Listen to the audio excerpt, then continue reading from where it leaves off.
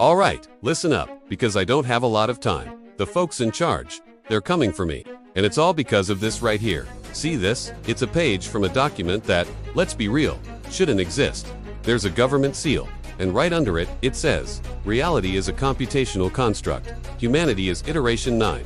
Look, I've chased stories my whole life, but this story slays all the others, period. It's supposed to be a leaked technical manual, a script for our reality. It claims to prove that everything our lives, our world, our memories is just some high-tech illusion. Now, as of November 2025, there is absolutely no public evidence for any of this, which is exactly why it's been kept under wraps. The problem is, the architects who built this little snow globe of ours just found out I have their instruction manual, and I think they're about to hit the reset button on every single one of us. You can call me Anya, and for the last 72 hours, I've basically been a ghost. 3 days ago, a source someone I can never name gave me this document. It's called Project Iteration 9, and it reads like a user's guide to the universe. Its main claim is something philosophers have kicked around for centuries, but this thing presents it as cold, hard fact. Our reality is a computer program, and us, humanity, we're just the 9th version. The document is pure fiction as far as any public record goes.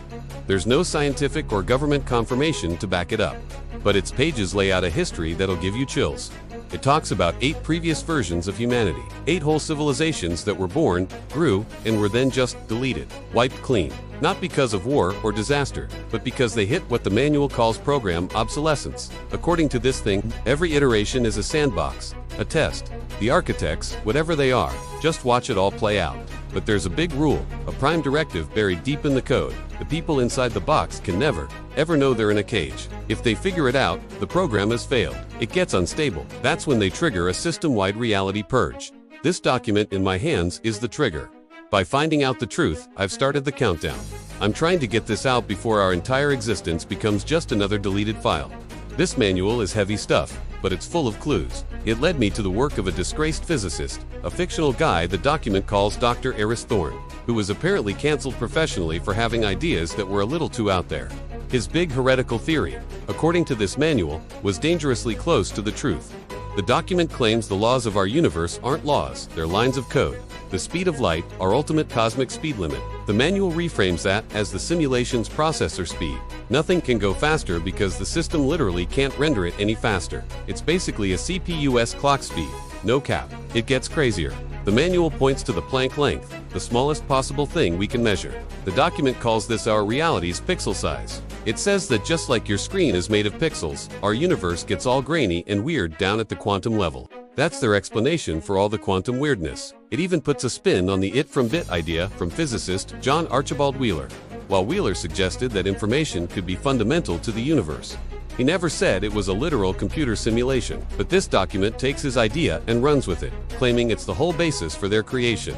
But the most twisted part is a concept I've never heard of, because it's not real science. The manual calls it the second law of infodynamics, a totally made-up rule stating that the total information entropy in their system has to decrease over time to keep things stable. When a version like ours gets too complex, too wild, our entropy goes up, and the only way to get things back in order is a hard reset. The architects weren't just coders, they were students of our history and our philosophy. There's a chapter in here called Containment Protocols, and it led me to a wild rereading of one of our oldest ideas, Plato's allegory of the cave. We all taught the allegory is a metaphor about finding truth prisoners in a cave, see shadows on a wall, and think it's reality, until one gets out and sees the real world. It's a story about seeking enlightenment. But this document, it claims it's not a metaphor. It's a user manual. The manual describes a system it calls Protocol C3PO, Platonic Containment. It says our senses what we see. Here touch the cave wall. The architects deliberately designed our bodies to only perceive a tiny sliver of what's actually out there. We're living in a world of shadows because that's all our hardware can process. Our reality feels so real because we don't have the gear to see the actual world outside the program. The document claims that the philosophers and mystics throughout history who talked about a higher reality were unpeen deep. They were just bugs in the system who accidentally saw the edges of the simulation. The document calls them system errors, but maybe you've had a similar experience. Before I show you what has these architects so spooked, drop a comment below. Have you ever had a moment that just made you question everything? A real glitch in the matrix. Spill the tea. Every piece of software has bugs, and a program as big as an entire universe. It's got some doozies. The manual has a whole section on known system bugs and exploits, and it reads like a list of everything that makes you go, huh? First up, déjà vu, that bizarre feeling you've already lived through a moment. Neuroscience usually chalks this up to a quick misfire in the brain's memory wiring. This manual, though, calls it a synchronization error. It claims our lives are constantly being saved to a central server, like a cloud save for a video game. Déjà vu is a hiccup in that process. The live feed and the saved file fall out of sync for a split second, making a moment feel like it's happening all over again. Then there's the Mandela effect, where huge groups of people all share the same wrong memory about something. Cognitive psychology says this is just a form of collective false memory, driven by social influence. But the document gives a much creepier explanation. Patch note artifacts. It claims the architects sometimes push out little updates to the simulation, tiny tweaks to history. The Mandela effect is supposedly what happens when those patches don't properly overwrite everyone's memories, leaving behind leftovers of a timeline.